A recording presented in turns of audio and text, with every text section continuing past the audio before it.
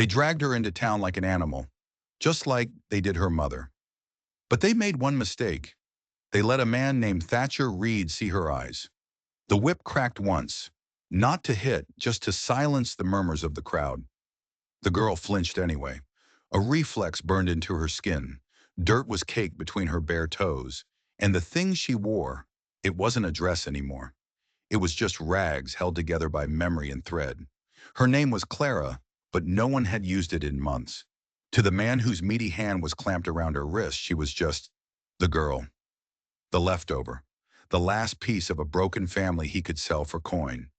She'd used up all her tears the day they came for her mama. Now her eyes were just dry wells of sorrow. It was market day in Bellstone, and the town was choked with dust and people. Farmers bartered for seed, ranch hands traded horses, and every single one of them looked away when the man, Harlan Coyle, yanked Clara toward the raised platform outside the saloon. They weren't bad people, not all of them, but they were scared people, and they knew better than to ask questions about a child with no one to claim her. A child in the hands of a man like Harlan. Harlan was a man known more for the sour smell of whiskey on his breath than for any hint of mercy. He shoved Clara toward the wooden steps. She stumbled on the first one, her knee hitting the splintered wood. But she didn't fall. She wouldn't give him the satisfaction.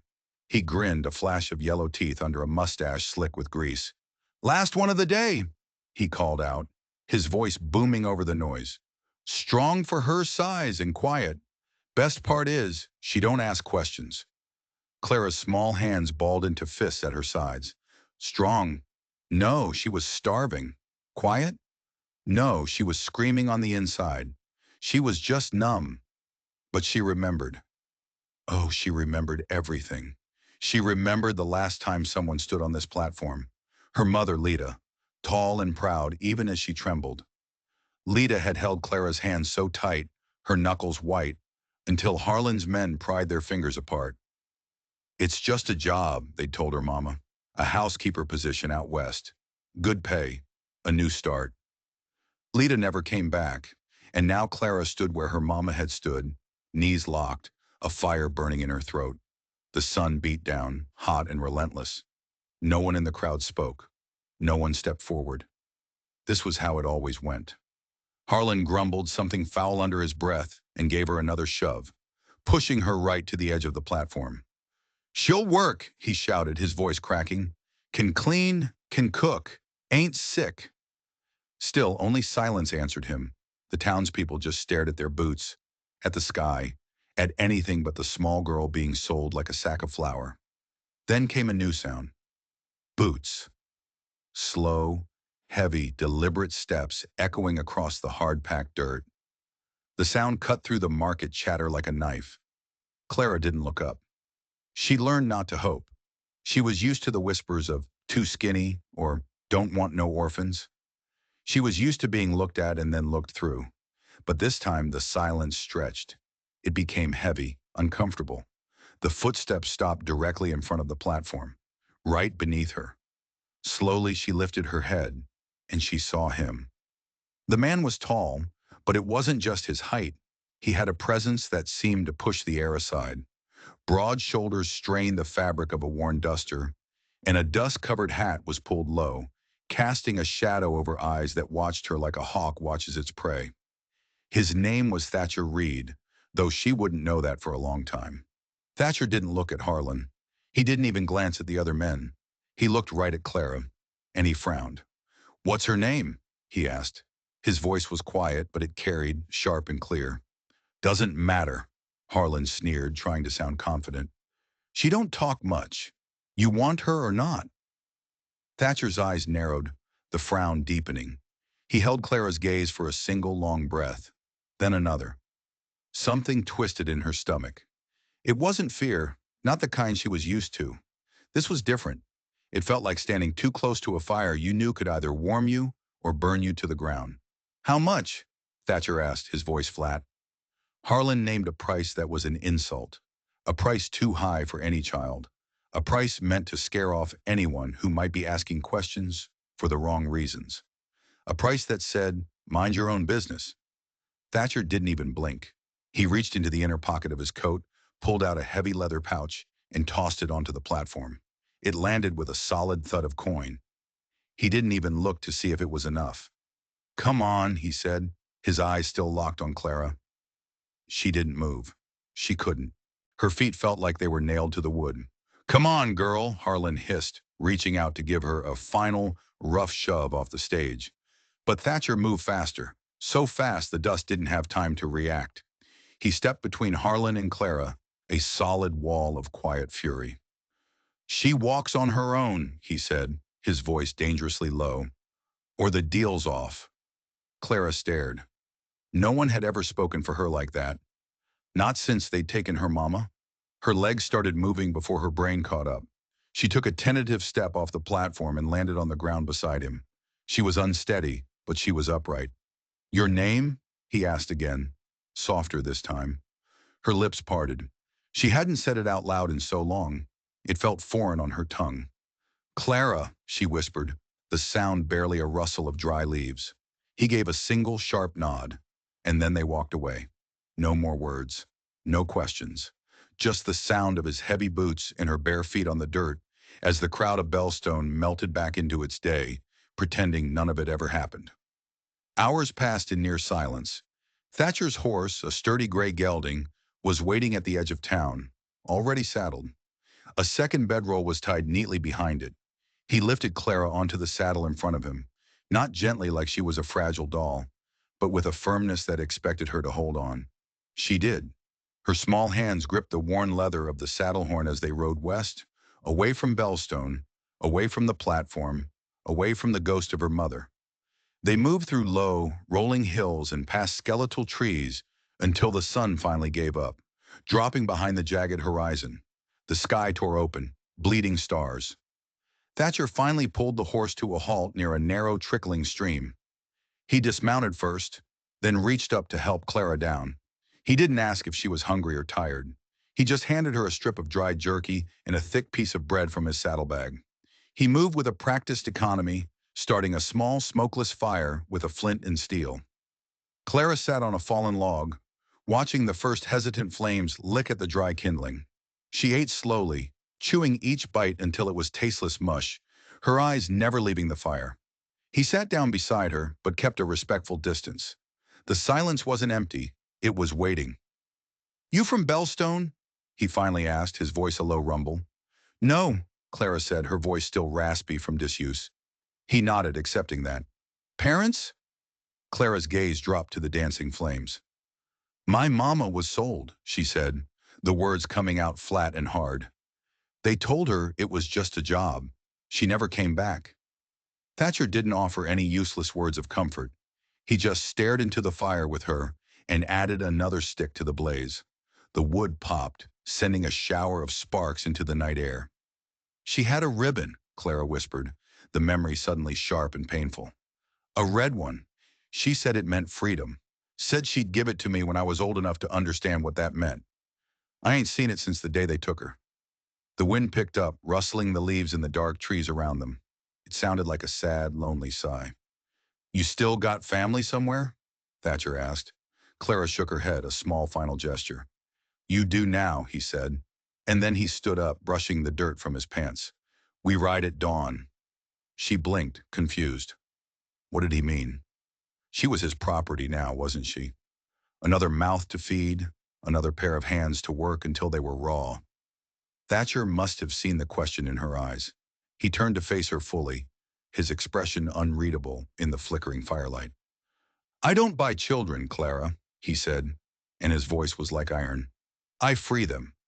And with that, he turned and walked toward his horse, leaving Clara completely alone by the fire, clutching the half-eaten piece of bread in her hand.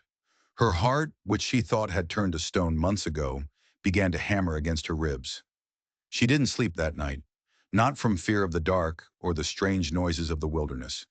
She couldn't sleep because, for the first time since her mother had been ripped away from her, someone had spoken to her like she was real, like she mattered. And somewhere in the deepest, most broken part of her, a tiny, dangerous seed of hope began to grow. The morning came with a layer of frost on the grass, and steam rose from the stream like the earth itself was breathing. Clara woke to the smell of coffee and the steady rhythm of a man already at work. She sat up, the coarse blanket tangled around her legs. The fire from last night was nothing but a pile of gray ash and a few stubborn, glowing embers. Across the small clearing, Thatcher stood by his horse, checking the saddlebags, his back to her. For a long moment, Clara just watched him. The memory of yesterday was still a thick, heavy thing in her bones. The platform, the jeering crowd, and the way this stranger, this Thatcher Reed, had looked at her. He'd looked at her like she was a person, not a piece of property. She wasn't used to that. She was used to barked commands, angry silence, and the sting of a hand if she dared to make a sound. But this man, he hadn't even made her thank him. He hadn't told her she was in his debt. And that, somehow, was more terrifying than if he'd shouted. Kindness, she knew, always came with a price, usually a hidden one. "Eat," he said without turning around. His voice was quiet but firm, a command that wasn't a threat. She looked down and saw a piece of bread and a tin cup of watered-down coffee waiting for her on the log. It was bitter, but warm. She drank it slowly, watching him, waiting for the other shoe to drop. But he never turned to look at her. He just continued packing his gear with the unhurried movements of a man who was used to being alone. Finally, when everything was packed and the horse was ready, he faced her. "We ride until midday," he said. "There's a trading post up north. We can get some proper food. Then it's another day's ride to the ranch." Clara stared at him. "You have a ranch?" The words came out before she could stop them. He gave a single nod. "Few acres, some livestock, a barn. It's not much." She swallowed, the bread feeling like a rock in her stomach. "And you live there? Alone?" She didn't ask why. She knew better than to ask personal questions. He didn't answer that. He just helped her onto the horse, and they rode on. The road north was a hard-packed ribbon of dirt cutting through low brush and wide-open fields that made Clara feel small and exposed. She clung to the saddle horn, her eyes scanning every shadow, every rustle in the tall grass. Thatcher didn't talk much, but when he did, it was just simple observations. "Creek's running low this year. See those clouds? Storm's moving west. Deer passed through here this morning." Clara just nodded, unsure if he wanted a reply. By midday, just as he'd said, they reached the trading post. It was a single, sagging building that looked like it was losing a long fight with gravity. A few tired-looking horses were tied to a hitching post out front. Thatcher dismounted and helped Clara down. Inside, the air was thick with the smell of dust, dried meat, and unwashed bodies. An old man with a suspicious squint stood behind the counter. He gave Thatcher a curt nod, then his eyes landed on Clara.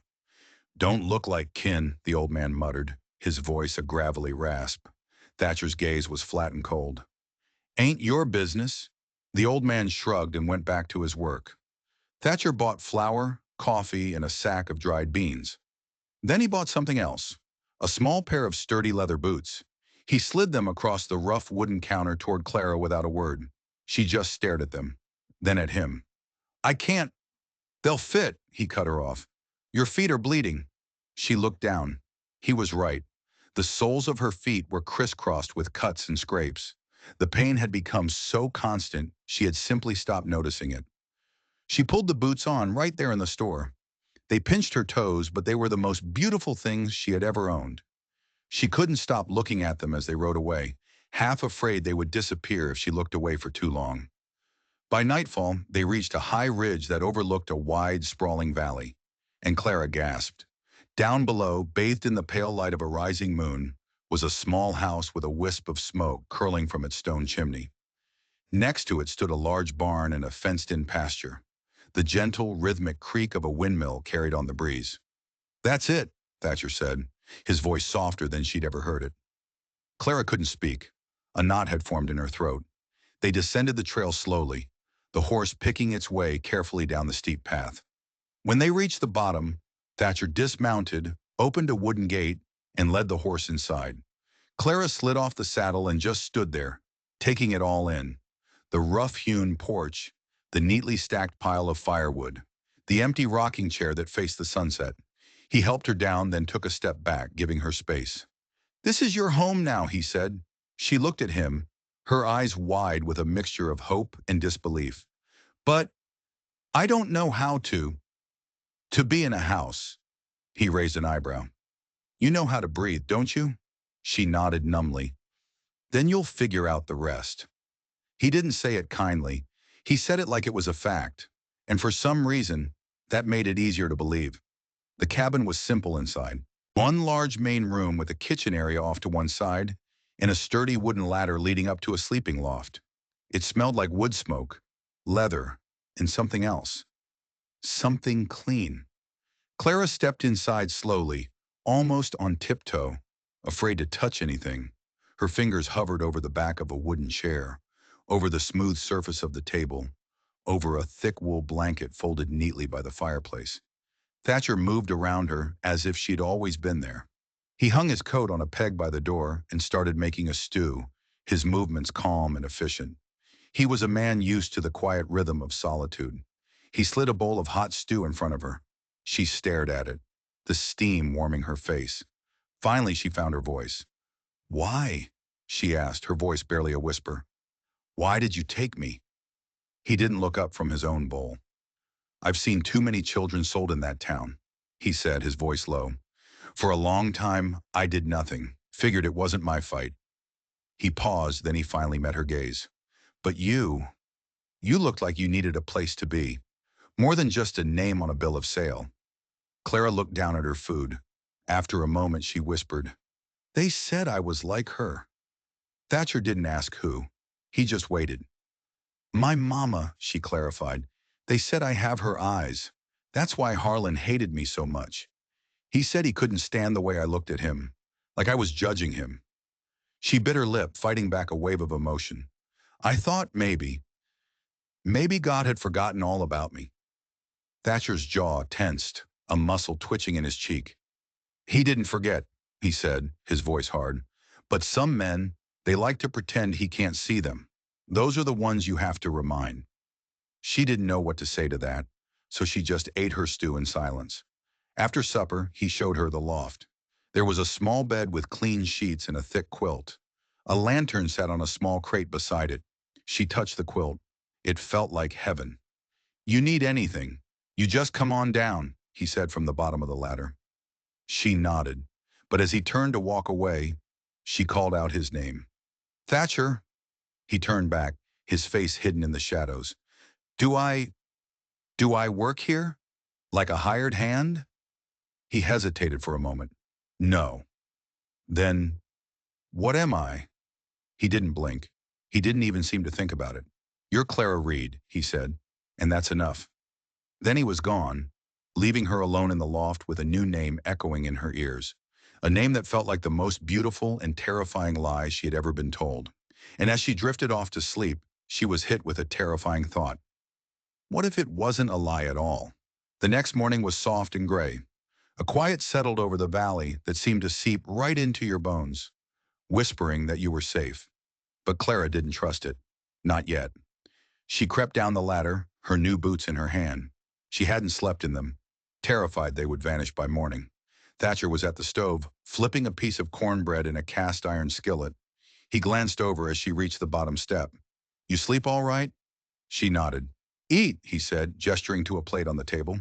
She sat down, waiting for the list of chores, the rules, the warnings, but he just poured 2 cups of coffee and sat down across from her. The silence stretched until it was almost uncomfortable. What do you want me to do today? She finally asked. He took a slow sip of his coffee. Whatever you can. She blinked. I mean, jobs, chores. You see something that needs doing, you do it, he said simply. You don't, you rest. It's that simple. But I'm not earning my keep. Thatcher leaned back in his chair, his eyes studying her. This ain't about earning, Clara. A knot of fear tightened in her chest. This was it. This was the catch. You're going to send me away, she said, the words flat. It wasn't a question. No. You will, she insisted, her voice trembling slightly. When you get tired of me, when I mess something up. Thatcher's eyes sharpened. You will mess up, he said, his voice firm. So will I. That's just life. Doesn't mean I throw you away. But that's what people do. Not here. The finality in his voice was a door slamming shut. After breakfast, she followed him out to the barn. He didn't tell her to, but he didn't stop her either. She watched him feed the goats and check on the chickens. Then she picked up a broom and started sweeping the dusty barn aisle.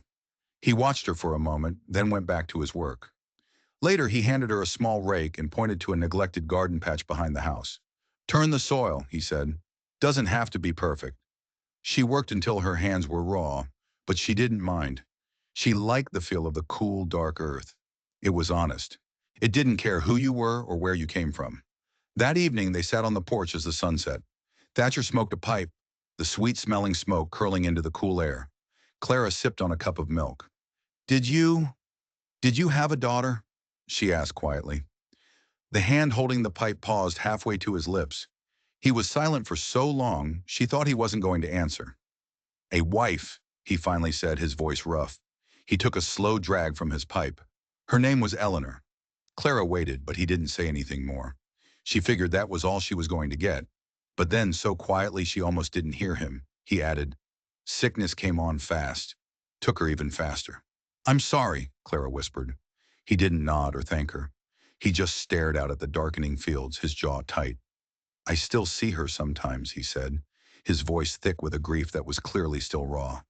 In dreams, or when the light hits the kitchen table just right.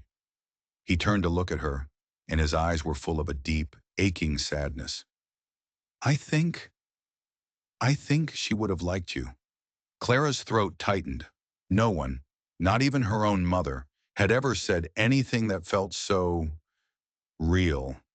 She didn't know what to say, so she just sat there beside him, letting the weight of his words settle around her like a warm blanket. That night she dreamed of red ribbons and fresh-baked bread. She dreamed of her mama smiling and safe.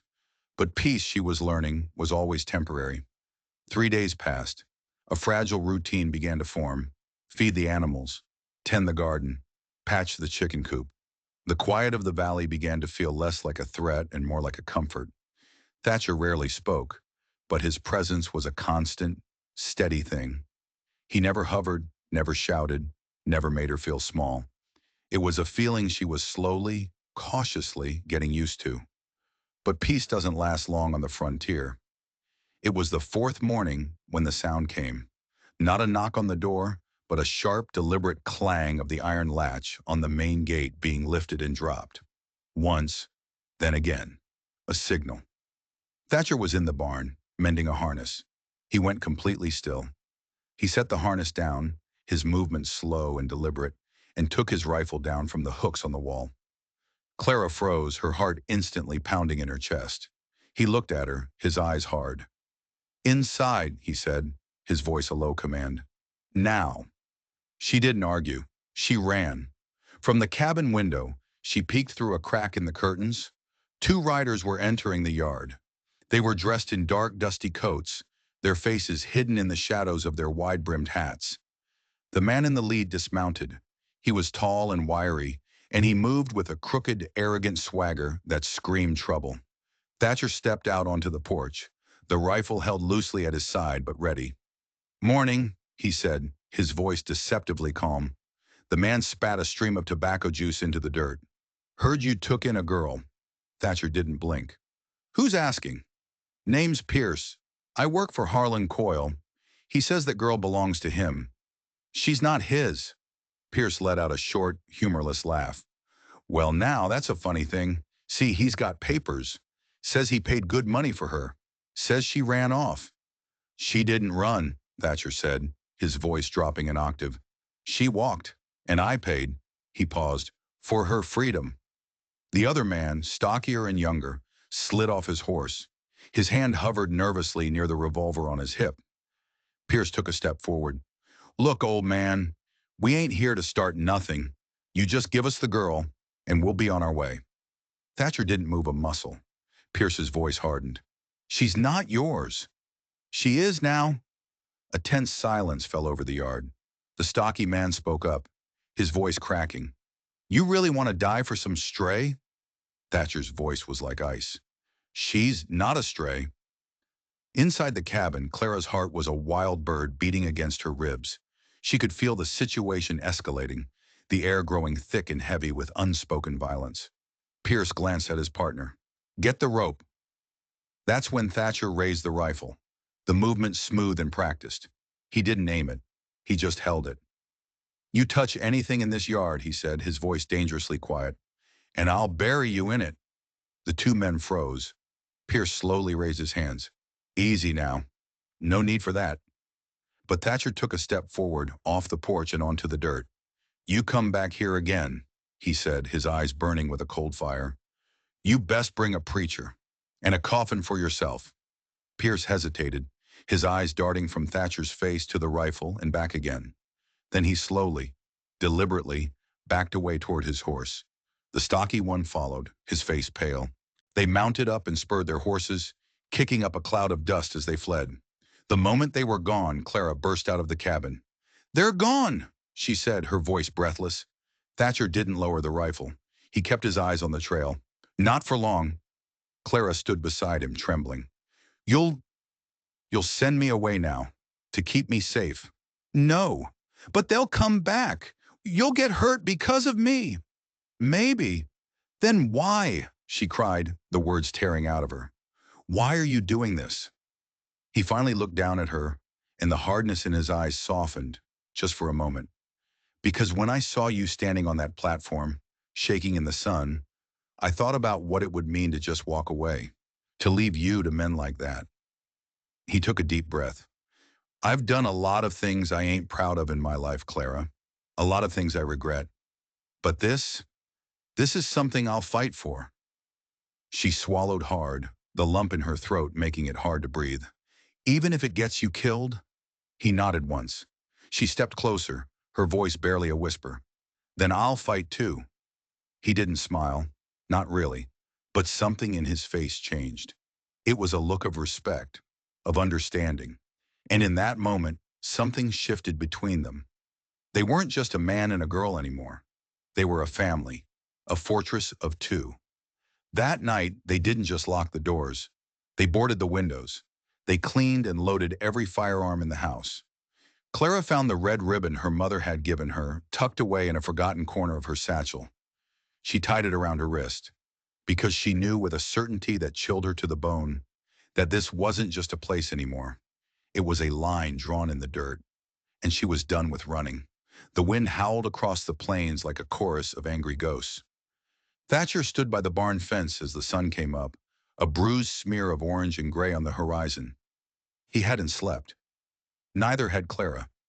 She'd spent the night in the loft, the heavy rifle Thatcher had given her resting across her small lap. It was too big, too heavy, but she held on to it like it was the only thing anchoring her to this new life. She knew what was coming. Trouble, once shamed, never just goes away. It festers. It comes back with friends. And Thatcher hadn't just turned those men away. He'd humiliated them. Men like Pierce didn't forget something like that. They'd be back, and they'd bring hell with them. They spent the day preparing for a war. Thatcher reinforced the cabin door with an iron bar. They filled every bucket and barrel with water. Clara helped without being asked, her small hands hauling wood and tying ropes. It felt strange preparing for a fight, not because she was ordered to, but because she wanted to. Because for the first time in her life, she had something worth defending. "Your hands are gonna blister," Thatcher warned as she stacked the last of the kindling by the hearth. She just shrugged. "Blisters heal." He nodded once and handed her a piece of jerky.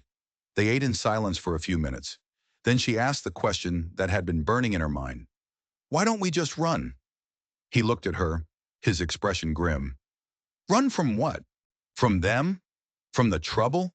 He shook his head. "Running doesn't fix anything, Clara. It just means they win slower." He leaned back against a porch post, his eyes distant. "I ran once, a long time ago. Left a boy behind. Thought I was doing the right thing, getting him away from the danger. But all I really did was leave him to face it alone." Clara looked up at him. "What? What happened to the boy?" Thatcher was silent for a long time. When he finally spoke, his voice was thick with an old unhealed pain. "He's buried up on Pine Ridge. under a small cross with no name on it. I visit him every year.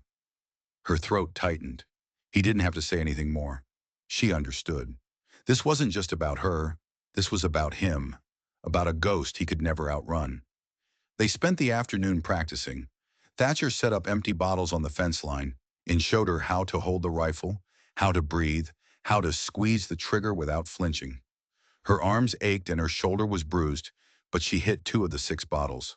The small, almost imperceptible nod of approval he gave her meant more than any words of praise. As the sun began to set, the world went unnaturally quiet. The birds stopped singing. The wind died down. The air grew thick with a tense, waiting stillness. Thatcher stood on the porch, staring down the long, empty trail as if he could will their enemies to appear. Clara came out and stood beside him, a blanket wrapped around her small shoulders. "You think they'll come tonight?" "They're men, not ghosts," he said without looking at her. "But they know how to haunt a place. Will you, will you have to kill them?" "If they try to take you," he said, his voice flat, "they'll wish I had." She stepped closer, her voice dropping to a whisper. "Will you kill them even if I ask you not to?" He finally turned to look at her then. Her eyes weren't filled with fear. They were pleading. "I don't want any more blood," she whispered. "Not for me." He studied her face for a long moment. Then he gave a single curt nod. "Then we find another way." "What if there is no other way?"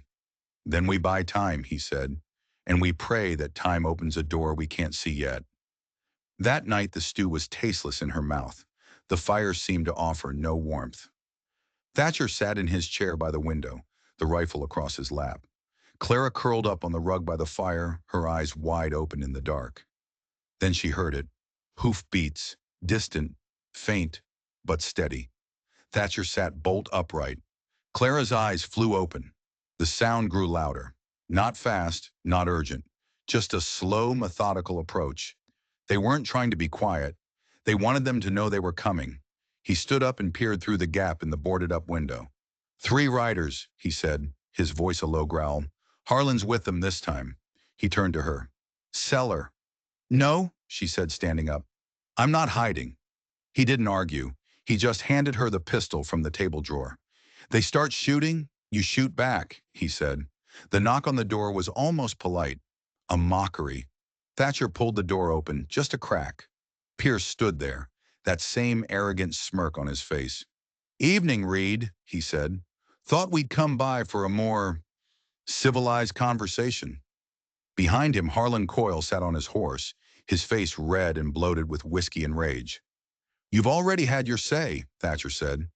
"See, that's where you're wrong," Pierce said, taking a step closer. "The girl is stolen property, and folks around here, they don't take kindly to thieves." "The only thief I see is the one who sells children," Thatcher shot back. Harlan finally spoke, his voice a drunken slur. "She's mine. I paid for her, and I'll see her hang before I let you keep her." "She's not property," Thatcher said, his voice like rolling thunder. "She's Clara Reed, and this is her home." Pierce's smirk finally vanished. "You're really claiming her?" "I already did." There was a breath of silence. The whole world seemed to hold its breath. Then a shot rang out. But it didn't come from the porch. It came from inside the cabin. One of the riders screamed and toppled from his horse, clutching his leg. Clara stood in the doorway, the pistol smoking in her hand, her face a mask of cold fury. "I said," she shouted, her voice ringing out across the yard, "I'm not going back." Pierce whirled around, his face contorted with rage. "You little—" Thatcher's rifle cracked, the sound echoing off the hills. Pierce dropped to the ground like a sack of grain. Silence. Deafening, absolute silence. Harlan Coyle sat frozen on his horse, his mouth hanging open, his hands trembling. "You want to be next?" Thatcher asked, his voice as cold and empty as a winter grave. Harlan didn't answer. He just yanked on his reins, turned his horse around, and galloped off into the darkness, a coward fleeing the justice he deserved. Thatcher lowered his rifle and turned to Clara. She was shaking, not from fear, but from the adrenaline, from the release of a lifetime of suppressed rage. He stepped inside and put a hand on her shoulder. It was firm and steady. "You all right?" She nodded, taking a deep, ragged breath. I aimed for his leg. I didn't. I didn't want to kill him. She looked up at him, her eyes shining with unshed tears. I just couldn't let them take everything from me again. You didn't, he said, his voice softer now. You stood your ground. That night, neither of them slept. They sat by the fire side by side as the flames danced and died. They knew this wasn't the end. Trouble like Harlan Coyle didn't just disappear. It regrouped. It came back stronger. But now it would have to get through both of them. The morning didn't break. It bled. A slow spill of bruised red and gray across the horizon. Clara stood barefoot on the cold porch boards, her new boots dangling from her hand. She stared down the trail where the dust from Harlan's retreat had long since settled. She was no longer just a girl who had been hurt. She was a survivor who had fought back. Thatcher stepped out behind her, a steaming cup of coffee in his hand. He stood beside her, the silence comfortable between them. They'll come back, she said. It wasn't a question. Yes, he said. Harlan won't take this quietly. He'll find someone meaner, someone more ruthless to do his dirty work. She took a slow, deep breath. Good. That one word made him look down at her. I'm tired of being scared, she said, her voice low but steady. I'm tired of waiting for men like him to decide my fate. He didn't answer, but his silence was an agreement. They spent the morning burying the man Thatcher had killed. The one Clara had shot hadn't died. Thatcher had dragged him into the barn, tied off the bleeding, and left him with a canteen of water. When you can walk, he'd told the man, you ride, and you tell Harlan that next time, the girl won't miss. The man had just nodded, his eyes wide with a new kind of fear. Respect. Later, as Clara helped Thatcher clean the rifles, he asked, was he the first? She knew what he meant. No, she said softly, but he was the first one that mattered. That night she couldn't sleep. She crept down from the loft and found Thatcher still sitting by the fire. I keep seeing his face, she whispered, sitting on the rug at his feet, the way he fell. You didn't shoot him out of hate, Clara, Thatcher said gently. You shot him because you had to. I didn't want to. No one decent ever does. She looked up at him. Have you? He stared into the flames for a long time. Once, he admitted. Did you do it? No, he said, his voice tight. But I wanted to, and I still think about it. Do you regret not doing it? His jaw clenched. I regret the reason I wanted to. He wouldn't say more, and she knew not to ask. They sat in silence, the only sound the crackling of the fire. I keep thinking about my mama, she whispered. What she would have done. Thatcher's throat worked around something heavy. She would have been proud of you. She would have been scared for me. Maybe, he agreed, but still proud.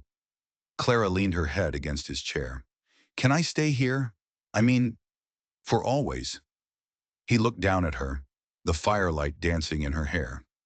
This is your home, Clara, he said, his voice thick with emotion. For as long as you want it. And if you ever decide to leave, I'll watch the trail until you come back. She didn't answer, but her breathing steadied, and she fell asleep right there on the rug, safe in the warmth of the fire. The next morning, Thatcher rode into town for supplies. He left Clara with a shotgun and strict instructions to stay inside. She watched the road the entire time he was gone. When he returned, his face was a grim, dark mask. What is it? She asked, her stomach twisting into a knot. Nothing. Yet, he said. But it's coming. He had brought back more than just flour and coffee. He had nails, boards, rope, and oil. He was preparing for a siege. That night, as he boarded up the windows even tighter, she read to him from one of the old books he'd bought her.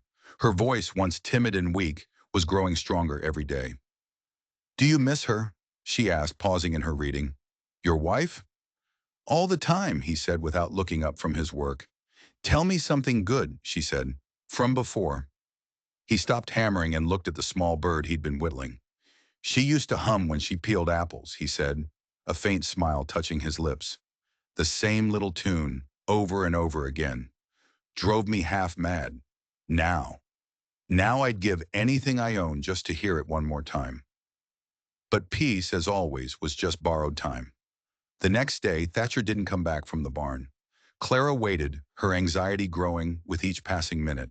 Finally, as the sun began to sink below the horizon, casting long, ominous shadows across the yard. She went to look for him. She found him slumped against a stall, his face pale and beaded with sweat.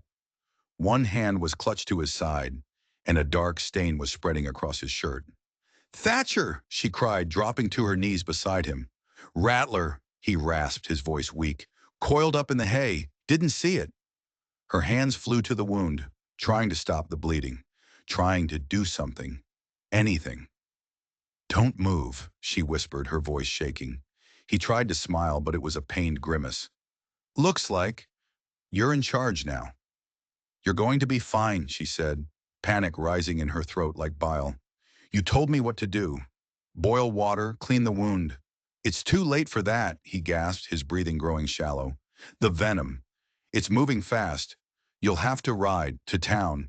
Get the doctor." "I can't leave you." "You can," he insisted, his voice surprisingly firm. "And you will." Tears filled her eyes, but she blinked them back furiously. I've never ridden that far alone." "You can," he said again, his eyes locking with hers. "You're stronger than you think." She swallowed the lump in her throat and nodded. "I will." She packed what she could, bandaged his wound as tightly as she dared, and left him with water and a loaded pistol. "I'll be back," she whispered, her voice breaking. His fingers closed weakly around her wrist. "You're my daughter, Clara," he said, his voice so thin she could barely hear it. "Don't you ever forget it." She didn't answer. She just ran. She ran out of the barn, into the cold, into the encroaching darkness that had once tried to swallow her whole. But this time, she wasn't running away from it. She was running right through it. The trail was a frozen ribbon under a moonless sky. Clara rode Thatcher's horse, Ash, through a world of silent, looming shadows. The cold burned her cheeks and her legs ached. But she didn't slow down. Thatcher's words were a fire in her chest. "You're my daughter. Don't you ever forget it." She rode through the night, the words a steady drumbeat in her mind. By noon the next day, she saw the faint wisp of smoke in the distance. Bellstone, the town that had tried to break her. As she rode down the main street, people stared. But this time, Clara stared back. She walked straight to the doctor's office and pushed the door open.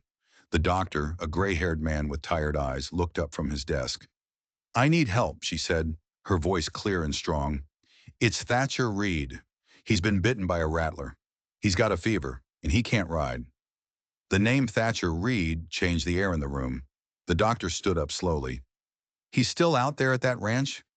"Yes," she said, "and he won't make it if we don't go back now." The doctor rubbed his jaw. "That's a long ride, girl." "I know," she said. "I just made it." He didn't argue. He just nodded and began gathering his supplies. Clara waited by the door, her heart pounding. Then the door opened again, and everything inside her went cold. Harlan Coyle stood there, a cruel smirk on his face. "Well, well," he sneered. "Look what the wind blew in. The little crow has come home to roost." Clara took a step back, her hand instinctively going to the small knife she always kept tucked in her boot. "I'm not here for you," she said, her voice low. "Looks to me like you brought yourself right back where you belong," he said, taking a step closer. "She's here for medicine," the doctor cut in. "For Thatcher. He's been bit." Harlan's eyes narrowed. "Why waste good medicine on a dead man?" His gaze shifted to Clara, his eyes full of a venom far more potent than any snake's. "You tell your savior, when he dies, that I'll be by to collect what's mine." "She's not your," the doctor snapped. Harlan leaned in close to Clara, his whiskey-sour breath hot on her face. "You hear that, girl?" he hissed. "You don't belong to anyone. Sooner or later, you'll end up right back in the mud where you came from. That old man, he's just a stop along the way." Clara didn't flinch. She didn't look away. She just held his gaze and said one word. "No." Then she turned her back on him and walked out the door. They rode out within the hour. The wind was sharp and cruel, but Clara pushed Ash forward relentlessly. It was late afternoon when they finally reached the ranch. She ran the last 100 yards on foot, her heart clawing its way up her throat. "Thatcher!" she screamed, throwing open the barn door. He was still there, but just barely. His skin was pale and clammy, and he was lost in a feverish delirium. The doctor pushed past her and went to work, his movements quick and efficient. The next few hours were a blur of boiled water, clean cloths, and the sharp, sterile smell of whiskey. "Will he make it?" Clara asked, her voice trembling. The doctor sighed, wiping the sweat from his brow. "He's strong, but the fever's got a good hold on him. All we can do now is wait." Clara didn't leave his side. She sat by his bedside, wiping his brow with a cool cloth and reading to him from the old poetry book, her voice a steady presence in the dark, fever-filled room. 2 nights passed like that. Then on the third morning, Thatcher opened his eyes. They were dry and bloodshot, but they were clear. "You, you came back," she whispered, a wave of relief so powerful it almost buckled her knees, washing over her. "Didn't know I left," he rasped. He looked at her for a long moment. "You rode alone." She nodded. A faint smile touched his lips. "Good girl," he whispered, before sleep claimed him again. The doctor left the next day. "He'll live," he told her, "but he'll need weeks of rest." As he mounted his horse, he tipped his hat to her. "You're braver than most grown men I know, Miss Reed." Clara tended to the ranch on her own. She fed the goats, split the wood, cooked the meals. Thatcher watched her from his bed, his strength slowly returning. "You're doing fine," he said one afternoon. She didn't answer. She wasn't doing it for praise. She was doing it because this place, this man, this life, it was hers, and she was ready to fight for it. But fights don't always come with a warning. 2 weeks later, while Thatcher was still too weak to do more than walk around the cabin, Clara found it. Tied to the porch rail, flapping in the wind like a drop of blood, a red ribbon. She froze. Thatcher saw it too from the window. The color drained from his face. "They're coming," he said, his voice a low, grim whisper. Clara nodded, her jaw set. This time they wouldn't knock. They wouldn't send a warning. They would come to burn it all to the ground. They would come to take everything, and she would be ready. The red ribbon wasn't a message. It was a brand, a mark of ownership left by Harlan Coyle. Clara stared at it, the wind whipping a loose strand of hair across her face. This wasn't just a threat anymore. It was a promise. "We're coming, and you belong to us." She stepped back inside, her face a pale, determined mask. Thatcher was sitting in his chair by the fire, the rifle resting across his lap. He was still weak from the fever, but the steel was back in his eyes. "They don't just want me back," she said, her voice flat. "They want to ruin you. They'll burn the cabin, kill the animals. They'll try to break you before they even touch me." "I know," he said. "I won't let them." "You can't stop fire with fists, Clara." "I've got more than fists," she said, and there was a promise in her voice that was as hard and unyielding as granite. "We don't run," Thatcher said. It wasn't a question. "We stand." Clara moved through the cabin with a quiet, deadly focus. She soaked rags in kerosene and stuffed them into empty bottles. She hammered boards over the windows. She dug a shallow trench around the porch and filled it with sharp rocks and broken glass. Every task sharpened her resolve, carving the scared little girl she had been into something new, something dangerous. Thatcher coached her from his chair, his voice weak but firm. He showed her how to reset the traps he had hidden in the woods, how to use a shard of a mirror to see both sides of the yard from a single window. He drew a map of their defenses in the dirt floor with a stick. "You're not just defending a home," he told her. "You're defending a name. Your name." That night she braided her hair and tied the red ribbon at the end. Not as a mark of Harlan's ownership, but as a flag of her own defiance. The next day passed in an agonizing, silent dread. Then at dusk, Thatcher called her over. He pulled up a loose floorboard and took out a small tin box. Inside was a pocket knife, a silver chain, and a folded piece of paper. "I was going to wait," he said, his voice rough, "but now seems like the right time." She unfolded the paper. It was a deed, handwritten and sealed. To Clara Reed it read, "On account of loyalty, courage, and the right to belong." Her eyes filled with tears. "I'm signing it over to you," he said. "This land is yours now, Clara." I, I thought you might change your mind," she whispered. "I did," he said. "At first I thought I was just taking in a girl who needed a roof over her head. But now, Now I know I have a daughter. They came after midnight, 6 of them. They moved across the field like shadows, silent and deadly.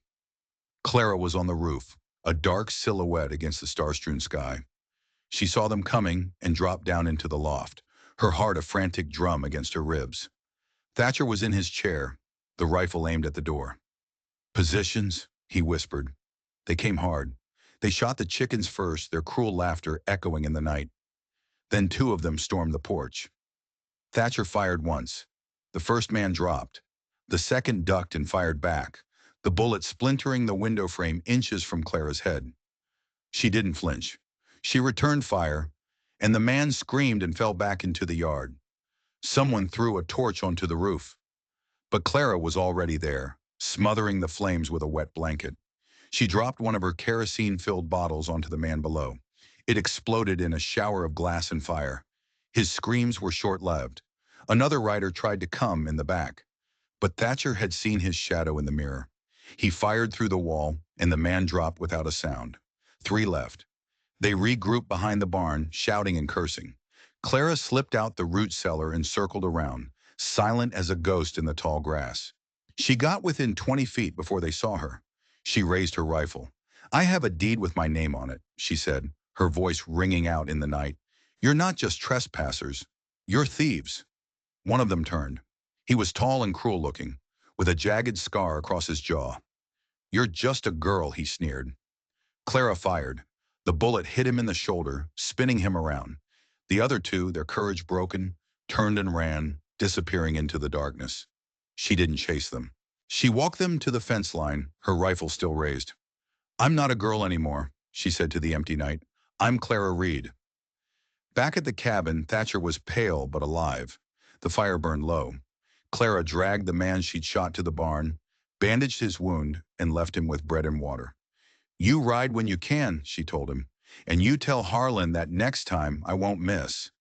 The man just nodded, his eyes wide with respect. She walked back to the house as the sun cracked the sky open. Thatcher had fallen asleep in his chair, the rifle still across his lap. She gently took it from his hands and leaned it against the wall. Outside, the wind had shifted. There was peace again. Not the fragile, borrowed peace of before. This was a peace that had been earned, in blood and fire and courage. The dawn that followed was quiet. Clara sat on the porch, Thatcher's coat draped over her shoulders. Her hands were raw and her face was smudged with soot, but she had stood her ground. Thatcher came out and sat beside her. "I found my name last night," she said softly. "It's not just something people call me anymore. It's something I fought for, something I earned." He nodded. "It's yours now, in ink and in grit." "Reed," she said, testing the name on her tongue. "I like the way it sounds." He allowed himself a small smile. "Stubborn enough to be one." Later that day, they rode into Bellstone. Not hiding, not sneaking. They rode proud and straight-backed. The townspeople stared, but this time it was with a mixture of fear and awe. They went straight to the sheriff's office. Clara stepped forward and laid the signed deed on the sheriff's desk. "She owns the land," Thatcher said, "and if Harlan Coyle or any of his men so much as set foot on it again, they'll be treated as trespassers." The sheriff, a man who had once looked away, now looked at Clara with a newfound respect. He nodded. "Understood, Miss Reed." As they were leaving, a woman stopped them. "Clara," she said, her eyes filled with a sad, familiar grief. "I knew your mother." Clara froze. "She worked for me before they took her," the woman said. "She talked about you every day. Said you were the only thing in this world that felt like hope." Tears streamed down the woman's face. "I'm so sorry. I should have done more." Clara blinked back her own tears. She reached into her pocket and pulled out the tattered red ribbon. "She gave me this," she whispered. "She said red meant freedom. I used to think she was wrong." "She was right," Clara said, her voice thick with emotion. "She just didn't live to see it." Back at the ranch, Clara planted a small, hand-carved stake in the ground by the porch. On it, she carved her initials, CR, and beside them, LR for Lita Reed. Not a grave, but a place to remember. Spring came, the land healed, and so did they. Neighbors started stopping by, not to stare, but to offer help. A woman brought blankets. A boy brought seeds for her garden. They didn't ask questions. They just saw a girl with a spine of iron and a name she had earned in fire. One evening, Thatcher handed her a package. Inside was a brand new leather-bound journal. "Figured you've lived enough for a book," he said. She ran her fingers over the first clean page. "What should I call it?" she asked. He shrugged. "Your story, your title." She thought for a moment, then she wrote, "Sold like Mama was." And below that, in smaller letters, "But then he called me daughter." That night, as the stars blinked to life over the valley, Clara Reed closed her journal and curled up by the fire. Thatcher sat beside her, the smoke from his pipe curling in lazy loops toward the ceiling. She smiled, a real, genuine smile. For the first time, it wasn't because she was pretending to be happy. It was because she finally knew the truth. She hadn't just survived. She had lived. And no one could ever take that away from her again. The land changed with the seasons, but the peace held. It was a solid, tangible thing now, built on a foundation of courage and loss. 3 months passed. The bullet hole in the window frame remained, a small, dark reminder of the night they had earned their quiet. Then a writer came, not with threats, but with a letter. It was from the federal marshal in Larch Hollow. Thatcher read it, his face grim. "You've been summoned," he said. "Why?" Clara asked, her heart skipping a beat. "To testify against Harlan Coyle." They were charging him for kidnapping, for fraud, for slavery. The law, which had been blind for so long, had finally opened its eyes. The trial was 4 days' ride away. Clara went alone. She walked into the courthouse, her head held high. Harlan was there. He looked smaller, weaker, stripped of his power. He tried to glare at her, to intimidate her, but his eyes held no fire anymore. Only the bitter ash of defeat. When she was called to the stand, she told them everything. She didn't cry. She didn't shout. Her voice was steady and clear as a bell, as she told the world the truth. When she was finished, the courtroom was silent. Then someone in the back began to clap. Then another and another, until the whole room was filled with the sound of applause. Harlan was sentenced to 25 years in a federal prison. Clara didn't stay to hear it. She was already on the road riding home. Thatcher was waiting for her on the porch. He'd built a new rocking chair and set it beside his own. "Thought you might need a place to sit and think," he said. They sat together as the sun set, painting the sky in fiery strokes of orange and purple. "You did it," Thatcher said quietly. She shook her head. "We did it." She stared out at the land, her land. "I want to write again," she said. "But this time, I want to tell stories that don't end in pain." She paused. "But I want to remember it too. Not to forget. Just to carry it better." "You will," he said. The stars came out, bright and sure in the vast dark sky. Clara opened her journal to a fresh page. At the top she wrote, Chapter 1. And below that, Clara Reed was never sold again. She was chosen, and she stayed. If you enjoyed this story, don't forget to like and subscribe for more tales of justice and survival from the shadows of history. What part of Clara's journey hit you the hardest? Let me know in the comments below.